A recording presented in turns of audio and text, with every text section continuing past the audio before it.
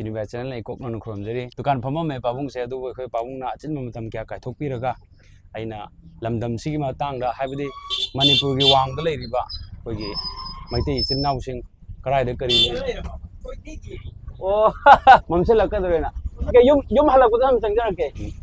universe channel ना ma'am Konkan खुरमजरी दुकान ग फमदने यामना चिनबा पाबुंग ने अदु अखोय लाए ताबदगी माके अचिन क्या कायथोकपिरगा अखोय ngasi मफम सिगी ओइबा matang khara khanani na si haibdo yabiduna khoi pabungna hauji matam achin ma kya kaithok piraga iga phamine isini manipur ma panda lamda leiriba maitai isina khutmak se karai de kari leiri manipur na kamain tawri haibse khoi punna khangna minana ba pandam ama kakta isu lakjabani khoi maitai isina myam se punna kadai kadai de sandok leibsi khangna namagi tanja ama lowboina lakjabani adu aina ahan da hangjaning gi se khoi pabunggi ming leifam asimtang haibiraga yam nungaijani nungaire अदो आइगी Ming समतंग हाइदोक जगे होय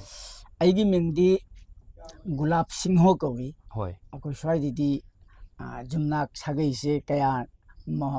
हानदगी नमनरक्तबन नफौद्रे दुबो आइगी सागै सिदी थौना उजम ओ चाही दि क्या सुबिरे बाबू आइगी चाही से हुजि हुजिक्ति चाही हुमफु मंगा सुजरे ओ अदु पाबुंगी सागी सिनफमजिना करी ओइना लेबिरी आइगी सागी सिनफमदी ममा दौद्रमिना हुजिक्ति आई इसागी बिजनेस होइना ग्रोसरी दुकान मचा म फमदेना मयाम गसुम तिनामिनारी याम फै पाबुं मसागी थबक सुबदा चाही हाइबा लेपोनते गामी फाउदम सुरि गई हेना फै हाइनारि पाबुं अदु मफम जिगे चप चाबा ममिंग से असि करी कौगे अदे कदाई जगाना कोन बनोदो अमता ताकपियो पाबुं अजि जखोना लेरिबा लमदम से अखोगी लमदम सिगी चैनल लोन की मतुंगिना बांग्ला ददी उदाहरण की मनु चनबनी होय खुन ग्राम सिना 5 ग्राम पार्ट 2 ओ दुगा मैते अखोगी मिंगदना आयामनसु बंदोर मनिंग लेका हरगा खंगनै होय आदो बांग्ला की अखोगी ऑफिशियल रिकॉर्ड द मिंगददी 60 ग्राम हाइबा 60 ग्राम चुमा मांगैदा अखोई करा अखोगी पोकबा अहन लमन की ममांगदा 60 हाइबा अहन सिना जुम खुंदाबा होखिबदगी मा की ममिंग लरगा 60 ग्राम हैना मिंग से खंगनखिबा ओ अदगी 60 ग्राम से हुजी कोई जीपी गी केनो दागा रिकॉर्ड तकदी मोना 60 प्रोनाउंसिएशन खोनथोकसे केते हैनदबदगी 60 ग्राम हैना अदु माइना हुजी तुम अयामन याम खंगनदना लेगिनारी होय होय अदु पाबुं खुनसिदा युम क्या अमदी सागै क्या मुक तागे मिसिंग क्या लेगे साबता हाइबियो खंगजबा चारोपो अखोई ओजोजी अखोइना लेरिबा मनिंग लेकाय खुनसे अखोइना खुनसे बंदोरनी बंदोर हाइबसे बंदोर की हारि बंदोर असिगी मनुसिगा ममंग लेकाय हैनमा लेजै अखोइसिना मनिंग लेकाय दो ममंग लेकाय दना जुमनाक जांखै मुक लै होय दुम चाइथोक चासिन तौदना अखोइ मनिंग लेकाय दना जुमनाक हुंभु खक लै ओ हुंभु सिगा सागै मसिंग सिदी अखोइना आइना दम दाम कुमना थिजन हौद्रबनिना चौराक्ता होय होय होय सागै कुन मरी मंगा ओ अदो मफम सिगे खोगी सिनाउ सिंगसे मैतै सिनाउ सिंग अयाम मसा मसागी सिनफम से करीदना हेने चटके हाइपसे पेट पारोंग नॉलेज ताइ तारे हौजी हुजिक्ति हानतकी मोंग सकेते होंगकपनिना लौ सिंगददि जामना वाथा खरे होय अदुगा दुम अखोगी सरकार की चाकरी तौबसु लै कंपनी दगसु दुम सुनै होय दे मसा मसा की बिजनेस सु असुम तौनै मखल मखल की बिजनेस सु असुम तौ हिंगमा ngamnaba ngasai matam matamgi matungina makhal makhal tawe ha मखल मखल adang ngasai mathang lak chaning se paungda ngasai gi khunji ge khoi meitai snau singna meitai goi ba chana pathab hai tare ko masi haidi la herau bu khangde adagi chairau bu khangde adagi mera wayung bu khangde khoi meitai gi chanabi adagi culture myam le dina masi singsi loina ngakna chalibra मधुगी Matang ना पेतंग मतंग दुदा अजु जिक चदबसे आई खतंग हाइजागे हाइजागे अखोगी मैते अखोइसे इपा इपुदगी हौरकपदगी अखोइना nganguringedi चनरकपसे हौजिकसु assume चनरी सजिबुदगी हौरकप तावदा सजिबुसे अखोइसिगदी मैते calendar हाइना मन लै Bengali calendar मन हाइना लै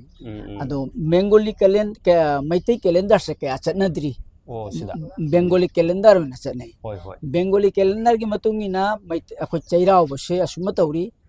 ꯆꯩꯔꯥꯎꯕ ꯃꯇꯝꯗ ꯑꯩꯈꯣꯏꯒꯤ ꯂꯝꯂꯥꯏꯗꯒ ꯊꯥꯗꯅ ꯍꯣꯏ ꯍꯣꯏ ꯍꯥꯏꯗꯤ ꯑꯩꯈꯣꯏꯒꯤ ꯌꯥꯝꯅ ꯁꯦꯡꯅ ꯇꯧꯗꯅ ꯏꯃꯨꯡꯗꯨꯒꯤ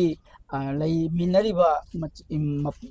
ꯑꯍꯜ ꯂꯃꯟ ꯃꯆꯤꯟ ꯃꯅꯥꯎ ꯃꯄꯥ ꯃꯆꯥ ꯃꯃꯥ ꯃꯆꯥ ꯄꯨꯟꯅ ꯆꯥꯃꯤꯟꯅꯗꯅ ꯌꯥꯝꯅ ꯍꯔꯥꯎ ꯇꯌꯥꯝꯅ ꯂꯩꯃꯤꯟꯅꯔꯤ ꯅꯤꯉꯣꯜ ꯆꯥꯛꯀꯧꯕ ꯐꯖꯅ ꯄꯥꯡꯊꯣꯛꯏꯕꯀꯣ ꯑꯗꯒꯤ ꯁꯖꯤꯕꯨꯗꯤ ꯃꯅꯨꯡꯗꯨꯒꯁꯨ ꯑꯩꯈꯣꯏ ꯇꯟ ꯕꯣꯔꯥꯒ ꯍꯧꯗꯅ ꯍꯣꯏ ꯍꯣꯏ ꯌꯨꯝꯂꯣꯟ ꯀꯩꯔꯣꯟꯗ ꯂꯥꯟꯅꯗꯅ ꯀꯩꯁꯨ ꯑꯁꯨꯝꯕ ꯇꯧꯅꯩ ꯍꯣꯏ ꯍꯣꯏ ꯌꯥꯝ ꯅꯨꯡꯉꯥꯏ ꯌꯥꯝ ꯅꯨꯡꯉꯥꯏ ꯑꯗꯨꯒꯤ ꯁꯨꯃꯥꯏꯅ ꯃꯊꯪ ꯃꯊꯪ ꯂꯥꯛꯇꯅ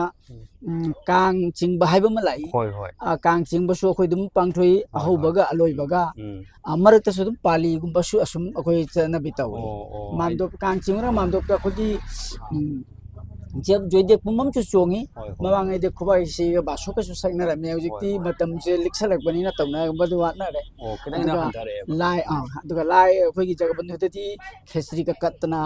ꯈꯦꯆ꯭ꯔꯤꯒꯁꯦ ꯃꯥꯟꯗꯣꯞꯇ ꯑꯗꯨꯝ ꯑꯗꯨꯒꯤ ꯈꯦꯆ꯭ꯔꯤ ꯄ꯭ꯔꯁꯥꯗꯤꯒꯁꯦ ꯐꯪꯃꯤꯟꯅꯅ ꯇꯧꯔꯤ ꯍꯣꯏ ꯍꯣꯏ ꯍꯣꯏ ꯌꯥꯝ ꯅꯨꯡꯉꯥꯏ ꯑꯗꯨꯗꯩ ꯃꯊꯪ ꯃꯊꯪ ꯂꯥꯛꯇꯅ ꯑꯩꯈꯣꯏꯒꯤ ꯌꯥꯎꯁꯪꯁꯨ ꯂꯧꯕꯨꯛꯇ ꯌꯥꯎꯁꯪꯒ ꯁꯥꯏ ꯍꯥꯏꯔꯤꯕ ꯌꯥꯎꯁꯪꯁꯦ ꯑꯗꯨꯝ ꯃꯅꯤꯄꯨꯔꯗꯁꯨ ꯇꯧꯃꯤꯟꯅꯔꯝꯒꯅꯤ ꯍꯣꯏ ꯑꯩꯈꯣꯏ ꯍꯣꯏ ꯑꯍꯜ ꯂꯃꯟꯒꯤ ꯇꯧꯅ ꯑꯩꯈꯣꯏꯒꯤ ꯃꯦꯔꯥꯗ ꯑꯩꯈꯣꯏꯒꯤ ꯐꯤꯔꯥꯟ ꯌꯨꯡꯕ ꯑꯃ ꯍꯣꯏ ꯇꯧꯔꯤ ꯍꯣꯏ ꯃꯦꯔꯥ ꯋꯥꯌꯨꯡꯕꯗꯣ ꯃꯦꯔꯥ ꯋꯥꯌꯨꯡꯕꯁꯨ ꯇꯧꯏ ꯐꯤꯔꯥꯟ ꯑꯃꯁꯨ ꯌꯨꯡꯉꯤ ꯌꯥꯎꯁꯪꯒꯤ ꯊꯥꯕꯜꯒꯗꯤ ꯆꯣꯡꯉꯤꯕ꯭ꯔꯥ ꯁ꯭ꯋꯥꯏꯗ ꯌꯥꯎꯁꯪ ꯐꯤ ꯊꯥꯕꯜꯁꯤꯗꯤ ꯑꯩꯈꯣꯏꯁꯦ ꯈꯤꯇꯪ ꯂꯠꯂꯤꯗꯨꯁꯨ ꯆꯍꯤꯒꯤ ꯑꯃꯨꯛꯇꯤ ꯑꯩꯈꯣꯏ ꯃꯅꯤꯡ ꯃꯃꯥꯡꯁꯦ ꯄꯨꯟꯁꯤꯜꯂꯒ ꯑꯃꯨꯛꯀꯗꯤ ꯑꯁꯨꯝ ꯆꯣꯡꯉꯤ ꯍꯥꯏꯗꯤ ꯃꯩꯇꯩ ꯑꯩꯈꯣꯏꯒꯤ ꯆꯠꯅꯕꯤꯁꯦ ꯃꯥꯡꯍꯟꯗꯕ ꯑꯣꯏꯅ ꯃꯥꯡꯍꯟꯗꯕ ꯑꯣꯏꯅ ꯇꯧꯗꯕ ꯌꯥꯗꯦꯅ ꯈꯟꯕꯤꯔꯒ ꯂꯥꯏ ꯇꯧꯕꯤꯔꯕ ꯍꯔꯥꯎꯕꯁꯤꯅ ꯆꯍꯤ ꯈꯨꯗꯤꯡꯒꯤ ꯇꯧꯗ꯭ꯔꯁꯨ ꯃꯔꯛ ꯃꯔꯛꯇ ꯑꯁꯨꯝ ꯄꯥꯡꯊꯣꯛꯅꯕ ꯑꯣ ꯍꯣꯠꯅꯅ ꯂꯥꯏ ꯇꯧꯏ ꯍꯔꯥꯎꯕꯁꯦ ꯇꯧꯏ ꯑꯣ ꯃꯦꯔꯥ ꯑꯗꯨꯗꯤ ꯍꯔꯥꯎꯕ ꯇꯧꯔꯤꯗꯣ ꯉꯁꯥꯏ ꯃꯦꯔꯥꯒꯤ ꯐꯤꯔꯥꯟ ꯌꯨꯡꯕꯩ ꯋꯥꯗꯨꯅ ꯇꯧꯗꯅ ꯍꯣꯏ ꯍꯣꯏ ꯌꯥꯎꯁꯪꯒ ꯍꯣꯏ ꯁꯥꯗꯅ ꯌꯥꯎꯁꯪ ꯃꯩ ꯊꯥꯕ ꯍꯣꯏ ꯍꯣꯏ ꯑꯗꯨꯗꯩꯗꯤ ꯅꯣꯡ ꯑꯃ ꯑꯩꯈꯣꯏꯒꯤ ꯕꯤꯈꯥꯅꯤꯕꯤꯒ ꯍꯥꯏꯅ ꯑꯥ ꯑꯉꯥꯡꯁꯤꯡꯅ ꯑꯥ ꯆꯠꯂꯤ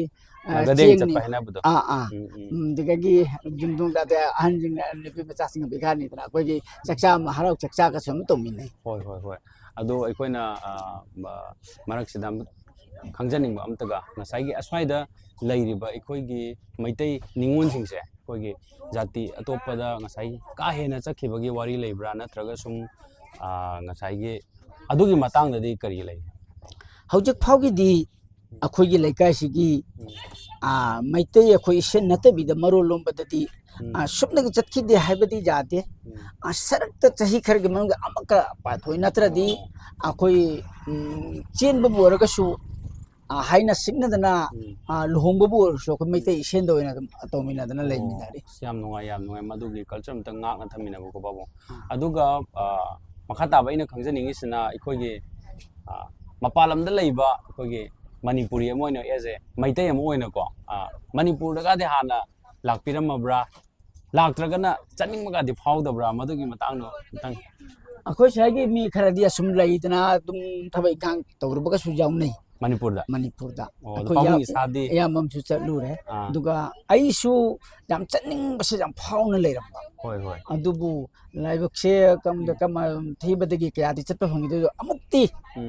ꯑꯩꯈꯣꯏ ꯂꯩꯀꯥꯏꯁꯤꯒꯤ ꯃꯅꯤꯄꯨꯔ ꯅꯤꯉꯣꯜ ꯑꯃ ꯂꯧꯕꯗꯒꯤ ꯃꯗꯨꯒꯤ ꯑꯩꯈꯣꯏꯒꯤ ꯂꯧꯈꯠꯄ ꯃꯉꯥꯅꯤ ꯆꯥꯛꯆꯥꯕꯛ ꯍꯥꯏꯅ ꯑꯗꯨꯒꯤ ꯍꯣꯏ ꯃꯔꯝꯗꯨ ꯍꯣꯏ ꯑꯃꯨꯛꯇꯤ ꯆꯠꯆꯔꯨꯔꯦ ꯆꯠꯂꯨꯔꯦꯕꯀꯣ ꯌꯥꯝ ꯅꯨꯡꯉꯥꯏ ꯑꯗꯣ ꯒꯣꯕꯤꯟꯗ ꯍꯣꯏ ꯀꯁꯨ ꯍꯣꯏ ꯆꯪꯉꯛꯏ ꯒꯣꯕꯤꯟꯗ ꯆꯪꯉꯦꯕ ꯆꯪꯉꯛꯏ ꯈꯨꯔꯨꯝꯃꯛꯏ ꯂꯣꯛꯇꯥꯛꯇꯤ ꯌꯦꯡꯕꯤꯔꯛꯄ꯭ꯔꯥ ꯂꯣꯛꯇꯥꯛꯁꯤ ꯑꯁꯤꯃꯇꯪ ꯌꯥꯝ ꯌꯧꯅꯤꯡꯕꯗꯣ ꯃꯇꯝ ꯁꯣꯔꯠ ꯑꯣꯏꯕꯗꯒꯤ ꯍꯥꯏꯕ ꯑꯩꯈꯣꯏ ꯍꯣꯏ ꯅꯥꯆꯧꯗ ꯂꯩꯔꯨꯏ ꯅꯥꯆꯧꯗꯒꯤ ꯑꯩꯈꯣꯏꯅ ꯈꯤꯇꯪ ꯆꯠꯄ ꯃꯇꯝꯗ ꯃꯣꯏ ꯇꯥꯛꯏ ꯑꯁꯤ ꯃꯄꯥꯟ ꯂꯥꯛꯑꯦ ꯃꯥꯡꯁꯜꯂꯦ ꯑꯁꯤꯗꯤ ꯅꯨꯃꯤꯠꯁꯨ ꯃꯨꯟꯊꯠꯂꯛꯄꯅꯤꯅ ꯍꯣꯏ ꯃꯇꯝꯗꯣ ꯍꯣꯏ ꯐꯥꯎꯖꯤꯜꯂꯒ ꯉꯝꯃꯛꯇꯦ ꯁꯣꯝ ꯅꯥꯀꯟꯗꯗꯤ ꯎꯔꯔꯣꯏ ꯈꯤꯇꯪꯒ ꯆꯠꯂꯗꯤ ꯎꯒꯗꯕꯅꯤ ꯑꯗꯨꯁꯨ ꯃꯇꯝꯗꯣ ꯆꯥꯗꯕꯅꯤꯅ ꯌꯧꯁꯜꯂꯛꯇꯔꯦ ꯑꯗꯣ ꯍꯧꯖꯤꯛ ꯄꯥꯕꯨꯡ ꯌꯥꯝ ꯀꯜꯂꯤ ꯑꯗꯨꯒ ꯆꯍꯤꯁꯨ ꯌꯥꯝꯅ ꯅꯍꯥ ꯑꯣꯏꯔꯤ ꯀꯩꯒꯨꯝꯕ ꯇꯟꯖꯥ ꯐꯪꯉꯒꯗꯤ ꯃꯅꯤꯄꯨꯔꯗ ꯀꯣꯏꯔꯒ ꯂꯣꯛꯇꯥꯛꯇꯣ ꯑꯝꯇꯪ ꯌꯧꯃꯤꯟꯅꯁꯤ ꯑꯩꯁꯨ ꯃꯐꯝꯗꯨꯗ ꯑꯉꯝꯕ ꯃꯇꯦꯡ ꯄꯥꯡꯖꯒꯦ ꯑꯩꯈꯣꯏ ꯄꯥꯕꯨꯡꯀꯣ ꯑꯗꯨꯒ ꯑꯩꯅ ꯑꯔꯣꯏꯕ ꯋꯥꯍꯪ ꯑꯣꯏꯅ ꯍꯪꯖꯅꯤꯡꯕꯁꯦ ꯍꯣꯏ ꯋꯥꯍꯪ ꯍꯥꯏꯕꯁꯨ ꯌꯥꯔꯦ ꯑꯗꯒꯤ ꯄꯥꯕꯨꯡꯒꯤ ꯊꯃꯣꯏꯒꯤ ꯑꯣꯏꯕ ꯋꯥꯔꯣꯜ ꯈꯔ ꯐꯣꯡꯗꯣꯛꯍꯟꯅꯤꯡꯕ ꯍꯥꯏꯇꯥꯔꯦ ꯃꯅꯤꯄꯨꯔꯗ ꯑꯩꯈꯣꯏ ꯆꯍꯤ 2 ꯍꯦꯟꯗꯣꯛꯇꯅ ꯍꯧꯖꯤꯛ 3 ꯐꯥꯖꯤꯜꯂꯛꯀꯗꯧꯔꯦ ꯇꯧꯔꯤꯕ ꯏꯔꯥꯡꯁꯦ ꯃꯁꯤ ꯀꯔꯤꯗꯒꯤꯅ ꯍꯦꯟꯅ ꯈꯟꯕꯤ ꯑꯗꯨꯒ ꯃꯁꯤꯁꯦ ꯐꯅꯕ ꯍꯥꯏꯇꯥꯔꯦꯀꯣ ꯍꯥꯏꯗꯤ ꯂꯣꯏꯁꯤꯟꯈꯤꯅꯕ ꯂꯥꯟꯁꯦ ꯂꯣꯏꯁꯤꯟꯈꯤꯅꯕ ꯉꯁꯥꯏ ꯄꯥꯕꯨꯡꯒꯤ ꯑꯣꯏꯕ ꯊꯃꯣꯏꯒꯤ ꯑꯣꯏꯕ ꯋꯥꯐꯝ ꯈꯔꯗꯤ ꯁꯣꯏꯅ ꯂꯩꯔꯝꯒꯅꯤ ꯈꯜꯂꯦ ꯑꯦꯁ ꯃꯩꯇꯩ ꯑꯃ ꯑꯣꯏꯅ ꯃꯄꯥꯟ ꯂꯝꯗ ꯂꯩꯔꯒ ꯃꯁꯤ ꯀꯔꯤꯒꯗꯤ ꯍꯥꯏꯕꯤꯅꯤꯡꯉꯤ ꯄꯥꯕꯨꯡꯒꯤ ꯃꯣꯠꯇ ꯀꯃꯥꯏꯅ ꯌꯦꯡꯕꯤꯉꯤ ꯃꯁꯤ ꯑꯁꯤꯒꯤ ꯇꯟꯖꯥꯁꯤꯃꯗꯤ ꯑꯩꯉꯣꯟꯗ ꯈꯤꯇꯪ ꯂꯨꯅ ꯊꯣꯛꯏ ꯍꯣꯏ ꯑꯗꯨꯝ ꯍꯣꯏ ꯇꯧꯔꯒ ꯑꯗꯨꯝ ꯆꯨꯝꯒꯗꯕ ꯑꯣꯏꯔꯁꯨ ꯂꯥꯟꯒꯗꯕ ꯑꯣꯏꯔꯁꯨ ꯑꯗꯨꯝ ꯈꯔꯗꯤ ꯍꯣꯏ ꯍꯣꯏ ꯍꯣꯏ ꯋꯥꯈꯜꯂꯣꯟꯗꯗꯤ ꯍꯥꯏꯕꯤꯔꯣ ꯈꯔ ꯍꯥꯏꯕꯤꯔꯣ ꯑꯗꯨꯝ ꯍꯥꯏꯖꯅꯤꯡꯕ ꯂꯩ ꯍꯣꯏ ꯍꯣꯏ ꯍꯟꯗꯛ ai dum news kha taja batagi hoi dum hoi ai mobile da kari dum news dum khata duga news ga hairu se ayam chu chumam ba jai farsu kari kari oiram basu jai adum dioraga mai te khona kitang wakhan se mane asibo lakani je thaje hoda batagi hoi hoi hoi ipa fana khandokpa fana khandokpadi moi kitang hochen giba hochen giba se moi su jamda kanna tawdra uktra sum lai khiba mai te sina sum masiga aidi muksan ngeda su kitang pangan thukna leiba dumaina lapna dagi ujari ba ko paw nung ta ba khotpa dagi madu masi akhoi moi MLA sing su kitang bapangan se phutok ba wat ba hai gadra aduga akhoi central government da su nungsi ba se hena nungsian ba changjam thamoi jawna nungsian ba se phawlan bangam drabra kariguma central na kariguma pungning changba taari chayolami manung da sum besan ba aba adugumba irang khanjari ba ado asiga dum sangthana leiri se kai bu thoga baina matam matam da su akhoi sensu dum wari phawna sanai kari maite khuisiu manipur da mutkip darga di jamna satina hantana son gip darga di kasada leiri maite akhoi gi su jamna mamal se handa gadra haiba khanam su adu mai so ko jam kana wari sani akhoi maite asam da leiri ba kasar na khar hena pungna lei asam da su lei jai to akhoi asam gi maite singsina su akhoi asam sarkar da maite singsina ST se tanjaru ST talubu siga dum akhoi dum ai makti chacharu de adum ko dum akhoi dum chen chongba sing duga wari wata sana bada asam sarkar na su haibi hai manipur sarkar ne ST se phangba targadi akhoi asam su sodna pi ni haiba dum wa am su leina khi aina ngasi meitena ST su andagi irang si haurak padam ST se piri haiba jabagi mong su oina kheba du maina su lei khiba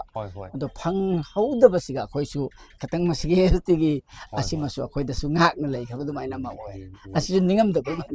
mane mane pa manipur sida ikhoge lan thokibagi lanje phajin bangam da wi condition se maikai kya dagi ikhoge MLA sin injen manadaba adagi maitai gi CSO sing ngasai tongan tongan ba leiba group ma'am je lingjen manada bugi pawm je soidana tabirangone taji singmi tammi adagi maitai de lei ma'am je punamak lingjen se manabana phayana khanbra phattena khanbiba pawungi mota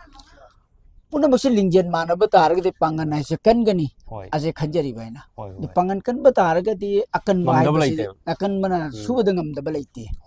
adana manabana jamna phai mosu muthat padi jade tanthukku jade leminani ase leminare harga karmai todna mukhui su phaba khoi bitei su phaba moina tawba ya demand ya da demand hai su moida khangan biraga adu ko ma'am puna hingmina na pai ma yam nungai jare ngasi pabung ya chinma kai thokpi dana nachana kariguma khara khangjaningba pabung na ya pibi ba pabung ba haingai letana thagatchari adu pabung kaigumba sangma taragadi manipur se soidana koibiro haise hari krishnai nomudi koijarakke kasinjari ma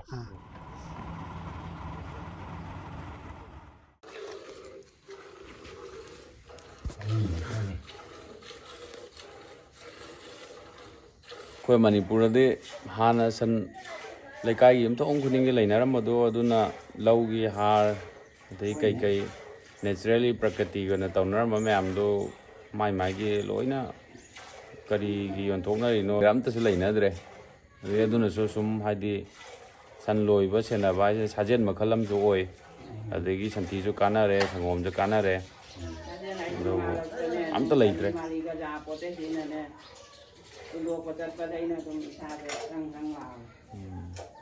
ado hauji dum hanjilak pa kasu kaide san loi ba haina bi se do som da di san yam loinari hai tare